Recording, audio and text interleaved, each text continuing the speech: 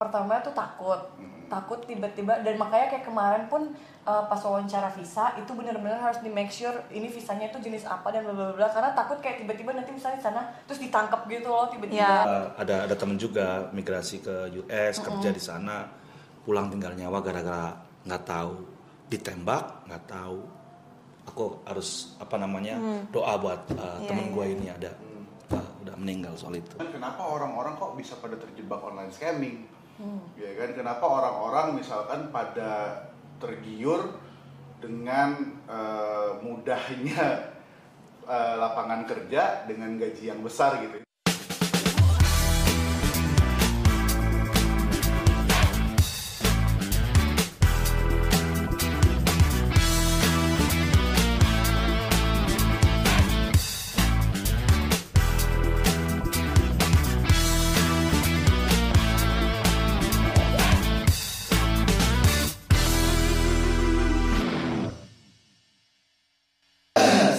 Selamat siang, selamat sore, dan selamat malam kapanpun dan dimanapun kalian mendengarkan ataupun nontonin podcast ini. Kembali lagi bersama Mak ini nih Hamburger Podcast.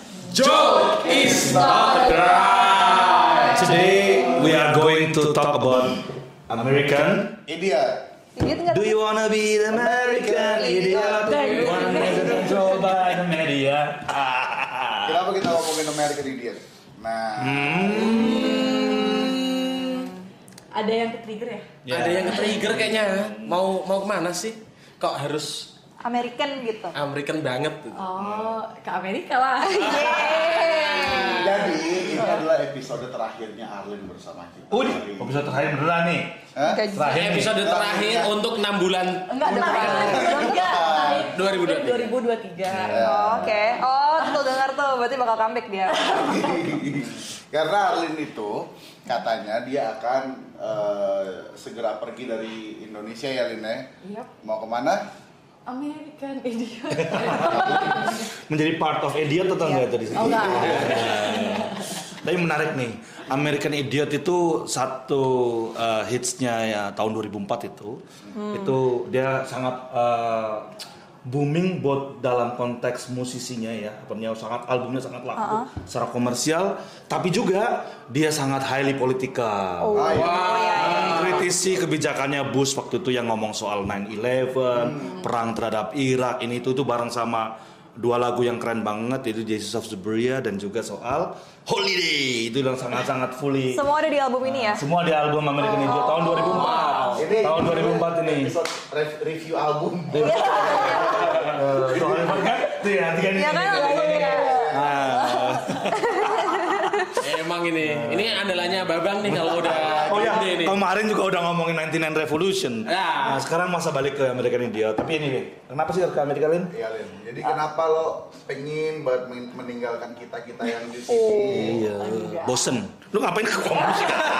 Lu ngomong kayak apaan sih? Lu mulu. Orang nggak mau ikut rekaman awalnya. Enggak, sebetulnya ke Amerika tuh mau magang. Di KJRI, di KJRI di sana gitu. Jadi mau kerja magang gitu? Iya, awalnya kan pasti magang. Oh iya. Jadi kalau misalnya emang tiba-tiba, bagus nih ini anak gitu, terus direkrut. Lumayan. Gitu. Tapi emang apa sih alasan utamanya magang? Kita kan punya penelitian loh, Lin. Waktu itu tahun 2000 ya, 2019-2000 tentang kerja magang, Lin. Oh ya? Di Jepang. Oh. Nah, jadi orang sampai 6 tahun magang mulu di Jepang. Semoga tidak gitu. Tapi di buku Dari itu 6 bulan jadi 6 tahun. 6 tahun. Nah, itu kalau misalkan ini kayak honorer gitu, Lin. Nah, bener-bener lepasan gitu, irregular, dan kemudian banyak kritik ya di publikasi yang kita buat tahun 2019 itu karena memang mereka pengen meng-hire buruh murah aja dengan skema magang. Kalau lu magang kan kayak orang magang, kadang-kadang dibayar, kadang-kadang dibayar, tergantung ininya. Kadang-kadang makasih Mas gitu kan, orang magang. Lu kan pernah magang juga tuh. Pernah. Waktu itu dibayar nggak ya sama kita? Lu pernah magang di cewek ya, pernah ya? Pernah di cewek. Di cewek ya. itu. Kalau di cewek pasti nggak korupsi. Nggak bisa Iya korupsi. dong, juga. Kalau di cowok mungkin bisa korupsi. cewek ya. Nah, lo kan Jangan sampai Iya. Lin di sana kemudian Jadi budak. magang selamanya gitu, jangan dong. Jangan Kita berharap mau, yang terbaik. Jangan sampai. Jangan sampai. nah, lo kan kita udah berapa lama sih Lin di sini Lin? Nanti publikasi Sini taruh di situ ya. setahun Ya, sambil promo 5 tuh. bulan. Setahun 5 bulan Iya. ya, berarti udah setahun setengah lah ya kira-kira. Iya. Terus banyak banget di sini juga Itu plus magang kan udah? Iya, udah plus magang. Udah plus magang. Oh udah plus 2000 2020. 2021 kamu. 2022.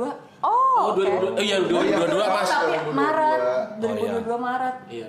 Oh ya, kita nggak sadar itu udah akhir 2023 sekarang. Betul. Udah setahun setengah itu. Emang bener. Nah, di sini kan banyak banget kita ngobrolin soal yang namanya isu migrasi Iya. gitu-gitu ya. Ngobrolin soal gimana sih orang yang kemudian gara-gara kerja dia harus bermigrasi, ternyata di sana terjadi banyak kejadian-kejadian yang di luar perkiraan lah kira-kira gitu. Nah, ada nggak sih bekasan-bekasan atau bekal-bekal yang dibawa dari pengalaman lo selama di sini untuk lo nanti ke sana tuh? Ada basian-basian nggak? Basian-basiannya lah. Iya, sebenarnya sih jadi takut awalnya gara-gara tahu ya kayak refugees atau enggak kayak migran workers itu di-treatnya gimana di negara lain gitu kan. Jadi kayak pertama tuh takut tiba-tiba, dan makanya kayak kemarin pun pas wawancara visa itu benar-benar harus di make sure ini visanya itu jenis apa dan bla bla bla, karena takut kayak tiba-tiba nanti misalnya di sana terus ditangkap gitu loh tiba-tiba. Ya. Jadi kayak make sure juga visanya itu emang juga visa buat kerja yang kayak gitu-gitu. Jadi tapi ya itu karena tahu kalau misalnya emang ilegal apa sih ilegal Logging, Recruitment? illegal bukan logging. bukan maksudnya kayak penduduk ilegal Oh, iya, Nggak ada lah manusia Bukan ilegal. ilegal. Masa kamu Nggak. untuk pakai iya maksudnya penduduk ilegal tuh Nggak. bikin takut apalagi nanti oke. kalau tiba-tiba ditembak gimana Oh, jangan kayak dong. gitu. Tapi memang ada yang nyata. Gue dulu ada temen juga migrasi ke US, kerja di sana, pulang tinggal nyawa gara-gara nggak tahu, ditembak nggak tahu. Aku harus doa buat temen gue ini ada udah meninggal soal itu. Ada kejadian itu. Oh. Syukurnya celakanya sama celakanya kok jauh banget ya. Tapi kalau dulu anak itu ngundang atau ngomongnya di saat-saat kayak gini, hari-hari ini gue udah punya banyak network, rasanya anak itu tertolong. Gue sedihnya di situ tuh. Gue sedih banget tuh. Kalau dia udah ngasih red flag tuh, udah ngasih, kan hubungannya agak toksik sama suaminya tuh. Suaminya sangat abuse tuh. Kemudian dia kejadian, kemudian dia udah ngomong dulu, udah Skype dulu sama gue tuh, nyeritain pengalamannya di sana. Nah, kerja di Chinese resto, kemudian gitu susah banget hidup. Tahun berapa tuh? Ya udah lama lah, 2008, 2007-an kayaknya sekitar itu. 2010 kayaknya. Aku lupa, udah lama banget soalnya. Lama banget. 2010-an, 2010 kayaknya itu. Nah, akhirnya dia pulang tinggal nyawa gara-gara memang itu abusive. Kan di sana kan gun kan luar biasa kan? Oh iya, Apa geng. namanya? Ya. Enggak, apa gun. Oh, kan. Oh, kan. Iya, Senjata iya, itu betul, yang juga betul. ngeri, hati-hati ya. Iya. Soal itu. Apalagi di Texas kan ilegal. Nah, Jadi itu hati-hati. jadi tambah Border aware town. soal dokumen gitu loh, main aman. Jadi kayak benar-benar sampai sana ya udah kalau misalnya pas di imigrasi di sana udah punya dokumennya semua Iya, kayak iya, gitu. iya. Soalnya pernah temennya Arin juga kayak emang sih dia liburan doang ya kan ke Amerika, tapi dokumennya itu nggak lengkap dan dia belum beli tiket balik dan nggak tahu mesti stay di mana. Terus ya udah nyampe Amerika tiba-tiba disuruh lagi pulang ke Indo. Karena gak ada tiket balik. Dan nggak jadi kan nggak tahu kalau misalnya nih Bakal berapa lama nih lo ya, di situ. kayak gitu. Nah itu yang pertama kan aware sama dokumen. Terus sama ini pelajarin regulasinya juga di sana. Iya. Polisinya ya. Polisi-polisinya kayak gitu. Dan untungnya di sana itu kan ini kan magangnya di KJRI, jadi ya ada orang-orang Indonesianya juga gitu loh yang bukan benar-benar full stranger. Jadi kalau misalnya ada gimana-gimana, wah masih bisa Masih, ya, tolong ya. sama orang Indonesia gitu di sana. Karena sebenarnya takut gitu kan ini kan traveling alone gitu di sana, Ya. ada yang nemenin. Gue punya pengalaman ya di Washington DC, turun pesawatnya. Gue kan punya satu nama doang, Awigra doang kan, itu kan nggak common sebenarnya. Dan gue nggak bawa dokumen sama sekali tuh. Waktu gue baru nyampe di situ 2016 kalau nggak salah, gue didatengin, diinterogasi di ruang khusus di situ.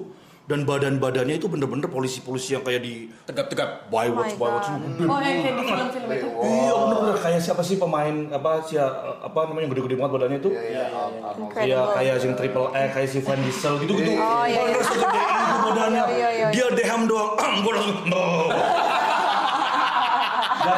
dan opposite dia kan 12 jam ya di sama Jakarta dan waktu itu gue ingat banget gue Capek nggak bawa dokumen Oh, gue oke, diterima beasiswa di sana kan udah gitu udah mana ininya surat tanda acceptance lettersnya ya gue kagak bawa tunjukin ke gua kalau enggak are you ready to be sent back home kayak gitu Oh dan itu my ngomongnya God. bener-bener Tegas ya? dalam ngebas banget ngebas, iya.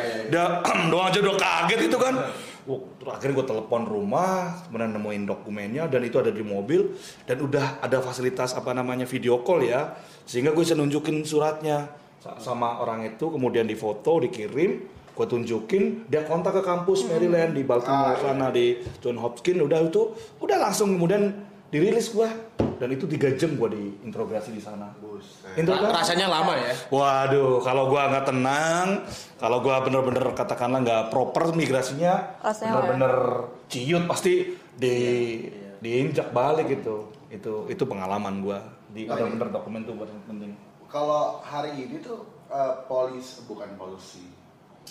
polisinya Amerika Serikat soal migran tuh gimana sih? Kalau terakhir kan waktu zaman Trump itu kan memang dia punya sentimen yang sangat tinggi ya Anti migran terhadap orang-orang dari luar Iya, betul, Amerika. betul.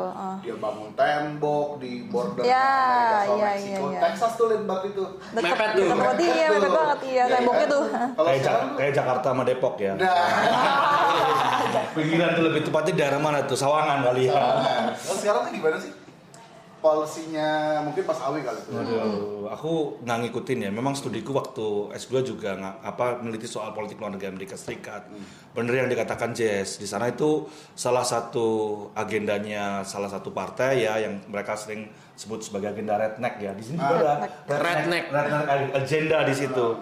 Itu ya memang pengen ngomong soal Amerika itu menjadi superpower dunia lagi. Nah, kemudian ada kebanggaan menjadi Amerika. Oh, iya, iya. Dan tapi sayangnya kebanggaan itu menjadi semacam dikonversikan ke dalam politik yang lebih introvert dalam pengertian gue harus memajukan Amerika lagi nih, make American great again. Nah, waktu itu malah justru dengan dia pengen memajukan Amerika great again, dia mengurangi katakanlah tanggung jawab internasionalnya di banyak tempat, termasuk kejadian-kejadian hari ini nih. Itu gara-gara misalkan di Afghanistan, di Syria, di mana-mana itu pasukan Amerika ditarik, sehingga keamanan global jadi terganggu tuh. Gara-gara pengennya duit Amerika jangan terlalu banyak di spending buat non-American deh. Nah, kelompok-kelompok ini kan sebenarnya populer. Orang Amerikanya aja pada susah, nah kemudian pakailah narasi-narasi white supremacy gitu-gitu. Ada kejadian BLM, macam-macam. Nah, kalau sekarang rasanya sih Biden terus karena beda-beda partai kan. Tetapi kalau untuk soal ini dia masih ngikutin tuh soal tanggung jawab internasional untuk support bantuan ke luar negeri sama kayak Trump. Dia ngurangin juga, dia ngikutin itu. Nah, kalau enggak dia bisa diimbas karena ekonomi Amerika juga lagi bagus amat gitu. Nah, itu yang kemudian ya tantangan gak cuma di mana-mana menurut gua. Orang yang kemudian di Indonesia juga gitu. Emang kita welcome sama migran-migran yang dianggap sebagai orang luar di sini. Ya. Asing, ya kan? Iya. Asing. Yang terbaru itu refugee di Aceh harus Aceh, sama. ya. Tuh, kita hari ini baru rilis satu statement juga bareng sama Suaka. Ini juga menyedihkan ya. Orang udah terkatung-katung, anak-anak, perempuan, kapalnya juga bermasalah, ada yang sakit juga di dalam kapal itu ada 200 orang. Dan biasanya hukum lautnya Aceh, panglima lautnya Aceh maupun juga orang-orang Aceh yang mungkin ada kedekatan geografis, kultural, keagamaan juga sama Rohingya. Gua nggak tahu kenapa hari ini kok ditolak. Itu juga menyedihkan. Disuruh di push back lagi ke sana. Nah, itu juga saya rasa ini juga satu krisis. Menurutku namanya refugee, migran itu krisis perspektif sebenarnya. Orang dulu tanpa ada negara bisa tuh pindah-pindah. Sekarang ada negara kok jadi makin susah. Ada orang dianggap ilegal, ada orang nyatanya tuh kalau lihat misalkan kayak negara macam Australia itu, yang memimpin siapa? itu tanahnya siapa. Kalau gitu-gitu kan. Ya. Nah gitu-gitu. Kemudian ketika udah ada negara jadinya kayak gitu. Susah banget masuk. Nah gitu-gitu nih Malaysia, Indonesia dulu jalur-jalur tradisionalnya udah kenceng. Tuh jadi ngomong gua sih. Oke. Ngomongin dulu. Nggak apa-apa, aku mau tanya, ada penasaran dikit tadi kan Arlen sempat ngomong kalau takut sama orang ilegal ya. Takut menjadi Orang Nggak ada orang ilegal. Nah itu yang mau tanyain, sebenarnya gimana tuh? Ada nggak sih orang ilegal itu? Ya nggak ada. Nggak ada. Jadi gini, yang namanya border kan diciptakan, tapi migration kan alami. Migration itu kan natural. Orang, lu mau pursuing atau mencari hidup lebih baik buat diri lu, aku juga migran loh, Lin. Gua migran dari kampung ya ke Jakarta. Itu kan hak sebenarnya, gue bisa migran. Tapi yang namanya border itu kan diciptakan, itu kan konstruktif. Nah, orang yang kemudian nutup batas-batas migrasi itu, mungkin batasnya hari ini bukan cuma sekedar tembok ataupun, tapi cara pikir sebenarnya. Cara pikir yang memandang gue tuh sebagai orang lokal, jauh punya hak untuk nggak bolehin orang-orang itu kan cara pikir yang menurut gue bermasalah terutama di elit yang bisa membuat kebijakan. Nah itu masih ada. Kan nggak ada yang namanya orang bermigrasi kemudian jadi ilegal. Nggak ada. Kalau contoh konkret nih ya, misalkan ada satu masyarakat di utaranya Manado, tapi di selatannya Filipina, di satu perairan ya. Mereka Sangir Talaut. Itu datanya UNHCR itu mereka ada sampai sekarang itu mungkin sekitar 400-an kakak kalau nggak salah.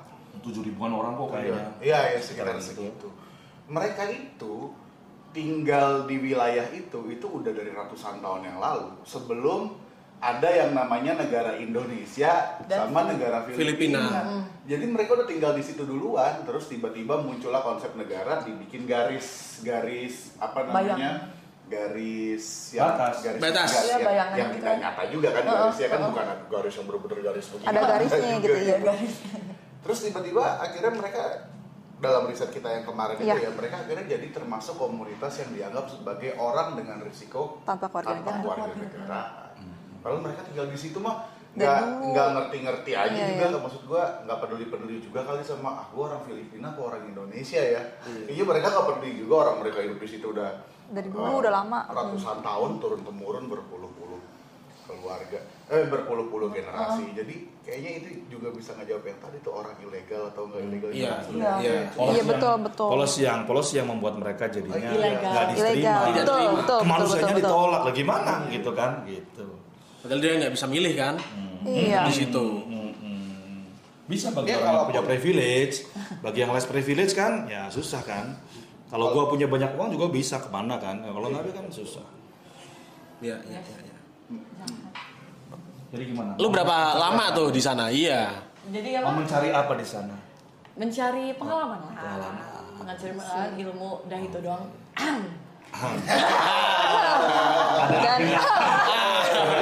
Sebagai. Berarti ntar lu ini dong, pemilu di sana dong. Nah, iya, tapi masih nggak tahu gimana sistemnya gitu loh, karena kan nggak pernah kan. Ya nggak pernah juga sih coblos sebelumnya. Dari dulu golput. Belum pernah, semenjak punya KTP. Ketiduran ya? Bukan ketiduran bukan sih. sengaja. Nggak tahu kenapa, kayak perlu nggak sih gitu ya? Karena nggak tahu orang-orang rumah juga nggak ada yang ngajakin gitu loh. Mereka gitu. kayak ya udah pergi sendiri-sendiri aja. Sedangkan kan kayak pada saat itu pada saat itu kayak ini baru punya KTP ya kan, anak pertama ya kan, kayak bingung mau ngapain gitu. Dan teman-teman juga tampaknya tidak ada yang kayak ayo yuk pemilu coblos yuk, nggak ada, bener-bener nggak ada yang membanggakan kalau mereka mau coblos gitu. Jadi terus ya udah deh, tiba-tiba hari kelewat aja hari coblos. Emang lo harusnya coblos pertama lo itu kapan? 2018. Oh 2019 kalau pilpres. Ya, kalau pilpres 2019. Itu sih, abis itu setelah itu sekarang kan.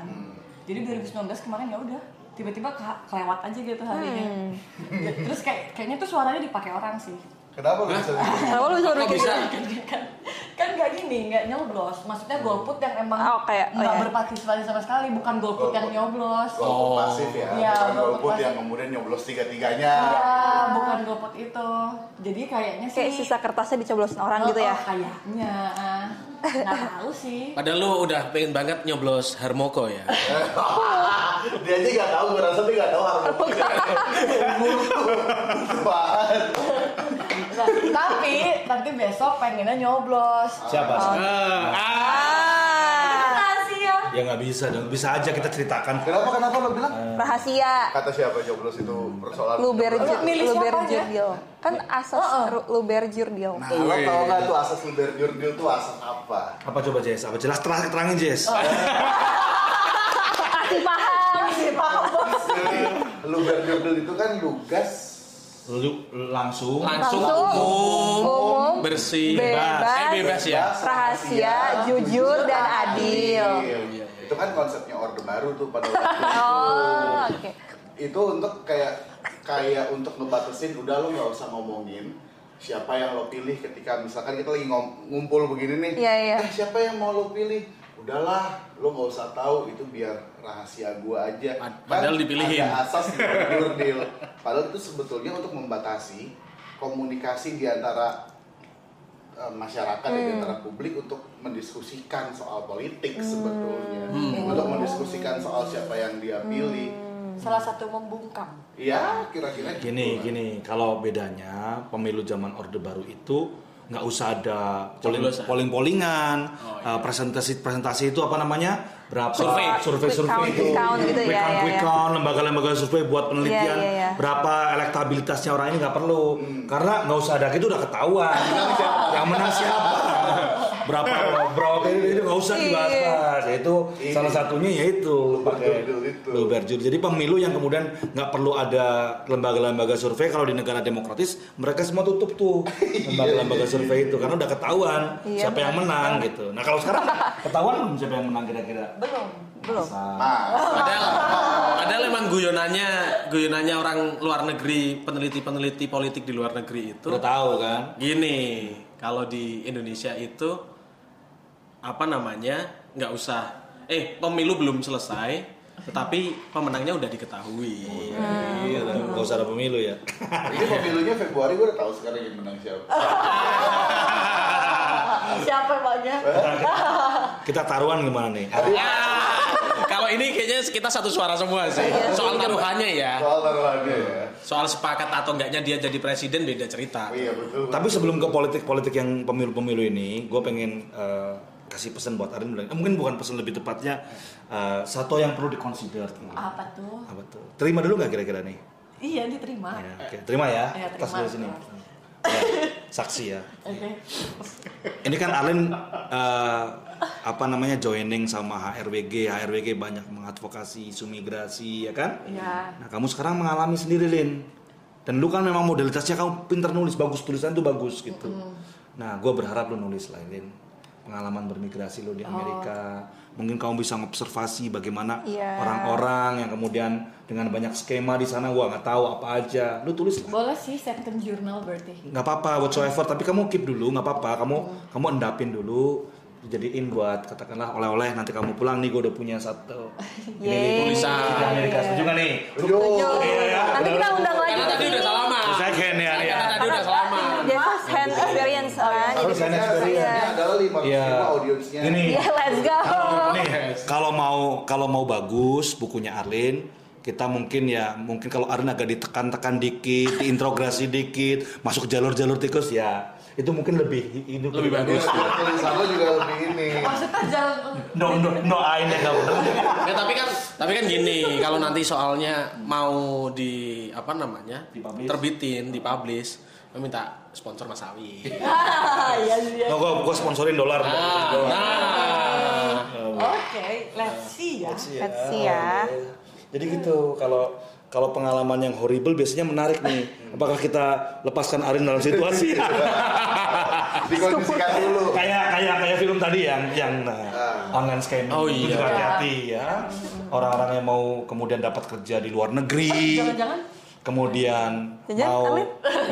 apa namanya Mudah-mudahan enggak lah. dapat pekerjaan yang gampang, gajinya gede Harus seolah-olah, waspada juga. tapi nyatanya di sana jadi tukang peras untuk investasi, Iya. untuk macam-macam lah itu. Dan kita banyak banget terima kasus online scam. Nanti mungkin di sini bisa kita tunjukin beberapa publikasi, referensi, dan korbannya setelah COVID itu meningkat 700% untuk Indonesia. Wow. Datanya IOM ya. Dan ini menarik nih untuk kemudian kita lihat ada soal-soal trafficking juga atau perdagangan manusia untuk online gitu. Karena sistem keuangan kan udah terhubung jadinya.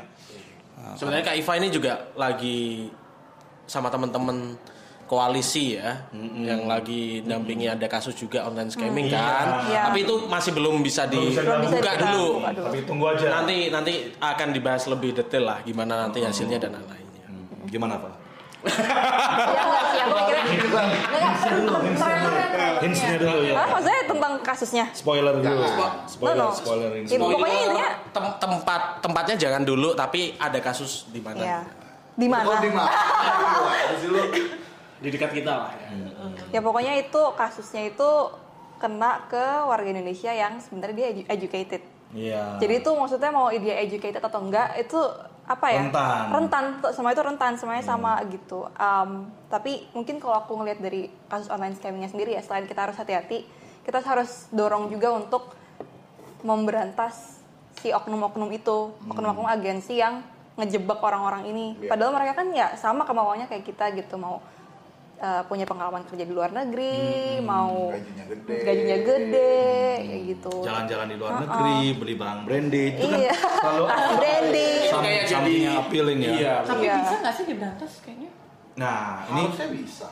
gini, kalau soal so far ya, kalau gue lihat dari banyak kasus trafficking online yang kemudian online scam itu, kejadiannya di tempat-tempat yang sangat restricted area gitu loh, yang orang-orang benar-benar terkonsentrasi di satu tempat penjaganya itu highly security banget gitu ya, dia begitu susah kabur.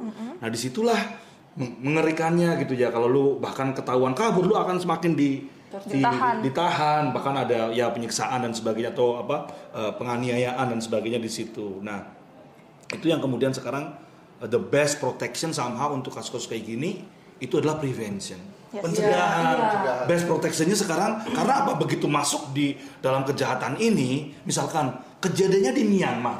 Waduh. Myanmar aja lagi susah.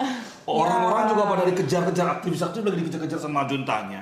Gimana kita bisa rescue? Agak susah. Iya. Kemudian kejadian di satu negara kayak Kamboja yang kemudian ada banyak sekali kompon-kompon yang kemudian di backing sama politik lokal di situ, nggak bisa masuk. Itu Kamboja sama Myanmar itu tempat terjadinya banyak sekali operasinya online scam. Nah ini juga seolah-olah kita sekarang udah terkoneksi, kita bisa lacak di mana, tapi kalau memang daerah itu adalah daerah yang kemudian lagi ada bermasalah gitu ya, rescue aja susah tuh. Dan itu rata-rata terjadi di negara yang berkembang atau lagi konflik ya Mas ya? Nah itu susahnya karena memang si kriminal ini kan juga milih tempatnya juga gitu. Aman ya. Nah itu makanya kemudian memberantas. Iya. Ngomongnya gampang, tapi bisa nggak bener-bener kemudian Interpol bekerja di sana? Bener nggak, bisa nggak gitu? Nah itu yang kejadiannya, maka mungkin protection yang terbaik hari ini untuk itu kita bisa The prevent. best protection is prevention. Mungkin ya kalau untuk so For far now, kecuali ya. belum. Kalau di negara-negara demokratis, wah kalau ada kejadian di negara demokratis gampang kan, tempatnya di mana, Interpol kerja, masyarakat sipilnya geruduk gitu kan, iya. wartawannya bisa nginvestigasi, Netizennya bisa nyepil. dia nyepil gitu kan, gitu. Jadi memang ini kejahatan perdagangan manusia yang tren baru kejahatan. Tapi kalau hari ini ya, misalkan orang-orang pada ngomongin soal online scamming, terus narasinya berbicara soal online scamming dan tanggung jawab pemerintah, itu kan dia pasti akan langsung ngomong, ya pemerintah tuh harusnya bisa melakukan pencegahan dan segala macam dan yang lain sebagainya. Padahal menurut gua kayaknya tanggung jawabnya pemerintah bukan cuma sekedar di situ tuh. Justru pertanyaan mendasarnya jangan-jangan kenapa orang-orang kok bisa pada terjebak online scamming?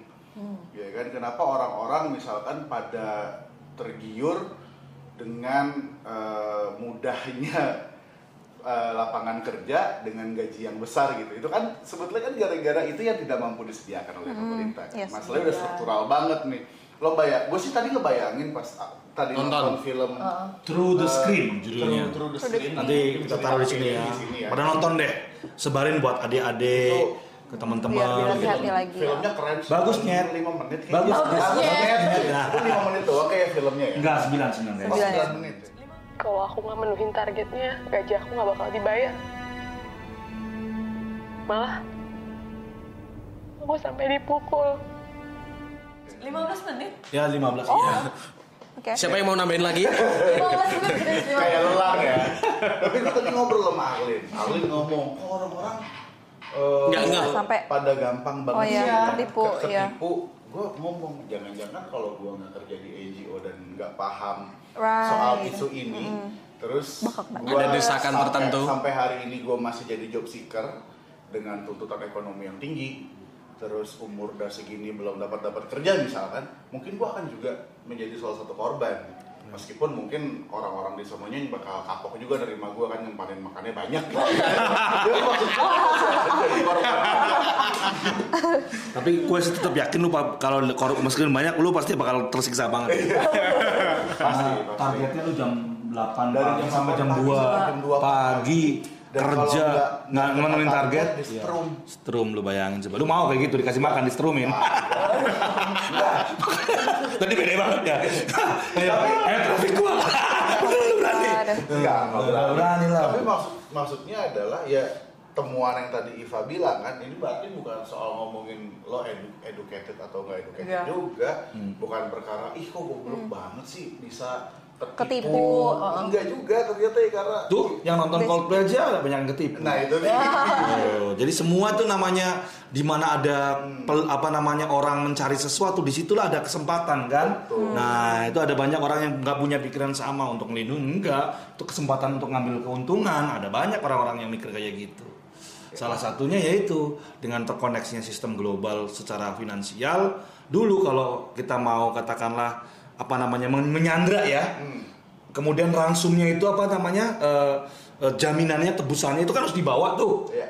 Dibawa ke satu tempat, baru kemudian sandranya dibebasin. Iya. Nah sekarang udah nggak perlu kayak gitu. Sandra datang dengan Nah sandranya datang sendiri gitu kan, udah nyampe ke situ, ya udah kita set target aja 1 miliar nih gitu. Ongkos pemberangkatan lu kemarin kan sudah 200 juta. Nah, kamu 3 bulan deh dapat 1 miliar untuk misalkan taruh di investasi bodong atau taruh di macam-macam itu permainannya. Nah kemudian kan kayak orang yang kena itu kan langsung nyari saudara-saudaranya, teman-temannya untuk investasi supaya dia kena targetnya gitu ya, dan cepet-cepet pulang. sampai targetnya. Belum tentu kalau udah capek target juga Dipulangin. dipulangin. Gila sih. Tuh, itulah dunia Menyeramkan banget. Nyerem banget ya. Ya, Tapi semoga gue setuju sama Jesse bahwa memang namanya trafficking atau perdagangan manusia itu akar masalahnya nggak cuma gara-gara, jangan sampai malah kita menyalahkan korban. Itu hal yang harus kita hindari. Kita harus bersimpati sama korban. Justru ada persoalan struktural utama, yaitu soal-soal orang nggak bisa cari kerja, kemudian lapangan pekerjaannya digusur, tempat ininya di ini dan sebagainya. Nah kemudian kita jadi katakanlah nyari-nyari keluar gitu. ya semoga aja dijauhkan lah kita juga. Amin. Ya, Dan saudara-saudara kita, teman-teman terutama dan semuanya lah. sampai selamat. Iya. Amin. Sampai balik kali. Nah, sebenarnya lebih takut pas pesawatnya tuh. Oh. Ya udah. Karena lama gitu. Main perahu aja deh, kapal laut aja ya nggak? Hah? Mas Awi jadi Kapten Napoleonnya ya. Nggak boleh. Jadi balik ke politik, milih siapa Lin? Ya. Jadi tadi kan pertanyaan Iva, berarti nanti lo milihnya di Amerika dong. Iya, nanti lo akan pilihnya di Amerika. Nanti Kalau milih di Amerika itu tadi. Langsung nggak ngerti maksudnya. Bukan. milih ke Amerika nggak Iya, mungkin. masa cuman Aren doang sih yang ngasih tahu pilihannya siapa, nggak satu-satu gitu, nggak fair dong, nggak adil. Karena kan episode selanjutnya. Ya, episode apa namanya? Iva, gue sama Mas Afi udah. Udah. Kemarin. Nah, tinggal lo nih. Tinggal. Kajis belum? Belum. Nggak ada gue. Lo dulu, habis itu gue jawab. Milih tiga-tiganya. Jadi gue golput aktif. Tiga-tiganya ya, nomor 3 nggak tuh kayak tadi itu tangannya? Enggak, tiga. Ya, hati tuh. Ah, ya. Kalau milih tiga-tiganya. Sekarang udah nggak bisa nih foto kayak gini gitu. Hati-hati loh yang menyebarkan golput itu juga bisa kena loh, pasal lo ya. Nggak, bukan untuk menyebarkan. Belum kali ya, kan belum ada Oh. debat, belum ada Nggak, ini itu. Arlen bilangnya bukan golput, tapi milih tiga-tiganya. Nggak Iya. apa-apa. Gue cuma ngomongin doang. Kalau lu kemudian nggak bisa berangkat ya itu gara-gara ada laporan. Jangan-jangan lo ya. Ya kan kita tinggal kepleset doang. Lu kok nggak jadi jalan men? Ini nih ada yang ngelaporin. Gue harus panggil di Barreskrim. Gara-gara nyebarin ada. Makanya itu. Pilihan kan bisa Joke is selalu not a berubah. crime. Joke is not. Ini masih ngejoke ya, jangan dianggap serius. Lagi pilihan kan bisa selalu berubah. Iya. Betul. Tapi nggak mungkin milih yang dicekal ke Amerika kan? Sekarang udah kagak dicekal. Enggak ya? Nah itu namanya hipokrasinya kayak gitu, apa munafiknya politik luar negeri. Kagak ada yang dicekal sekarang udah. Udah aman, Udah ya. Udah. Kagak cekal-cekal. Udah enak ya? Nggak tahu deh negara mana yang masih mau nyekal gitu. Tapi itu nanti aja yang Iya. nih kagak. Itu bantikan aja. Kak Jess jangan kemana-mana. Kak Jess siapa? Gua. Pilihnya. Kita itu punya 3 calon presiden hari ini yang menurut gua tiga-tiganya Sama aja nih. Mengarah ke Enggak serius. Ini sincere banget. Jadi tiga-tiganya itu tuh punya kelebihan yang sangat keren. Oh iya. Coba lihat bagaimana calon nomor 1 dia bisa punya narasi yang begitu hebat soal ekologi berkeadilan. Amin. Ya kan? Amin. Doa ya. Amin, gua lagi udah amin. Loh, ekonomi berkeadilan gua pasti amin dong. Urutannya bener gak sih? Benar. Satu amin. 2 si Prabowo. Ya. Wogib. Calon nomor 2 gitu ya juga kemudian, Visinya ya? Keren banget, punya anak muda yang kemudian ingin memberikan semua anak muda itu kesempatan untuk bangun Punya startup. gitu ya. Dan yang utama Politik riang gembira. politik riang gembira. Iyalah, enak. Jangan salah. Politik yang gembira dan kekeluargaan. Politik riang gembira, jadi ada satu ketua partai anak muda, masih muda banget. Saking mudanya baru 2 hari jadi anggota langsung jadi ketua. Ya riang dong gitu. Riang banget. Riang. Ditanya nih pendapatnya, gimana pendapat Mas Pisang? Gimana pendapat Mas Pisang soal pemilu 2024? Wah, tintanya harus warna pink. Karena pas Valentine. Itu sebuah gagasan, Pak. Itu gagasan. Yes. Ini bagus Boleh. banget itu. Gagasan politik 2024 Boleh lah, iya. adalah soal Tinta warna pink. Warna Kasih pink. sayang. Iya. Itu juga calon nomor 2 tuh keren banget. Calon presidennya nggak pernah melakukan pelanggaran HAM. Wah, nggak pernah tanggung-tanggung.